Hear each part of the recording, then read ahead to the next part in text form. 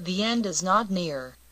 At least that's according to a German expert, who says his decoding of a Mayan tablet, with a reference to a 2012 date, denotes a transition to a new era, and not a possible end of the world, as others have read it.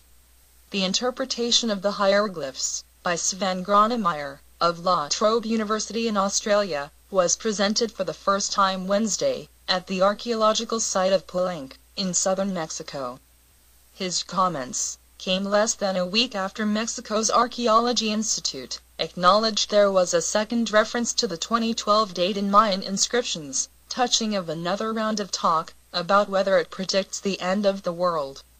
Gronemeyer has been studying the stone tablet found years ago at the archaeological site of Tortuguero, in Mexico's Gulf Coast state of Tabasco. He said the inscription describes the return of mysterious Mayan god Bolañact at the end of a 13th period of 400 years, known as Bactrians, on the equivalent of December 21, 2012. Mayans considered 13 a sacred number. There's nothing apocalyptic in the date, he said. The text was carved about 1,300 years ago. The stone has cracked, which has made the end of the passage almost illegible.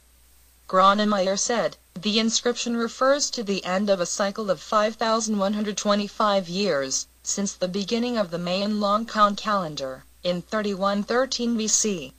The fragment was a prophecy of then ruler Bala Majah, who wanted to plan the passage of the god, Gronemeyer said. For the elite of Tortuguero, it was clear they had to prepare the land for the return of the god, and for Bala Majah to be the host of this initiation, he said. Bolañact, god of creation and war, was to prevail that day, in a sanctuary of Tortuguero. The date acquired a symbolic value, because it is seen as a reflection of the day of creation, Gronemeyer said.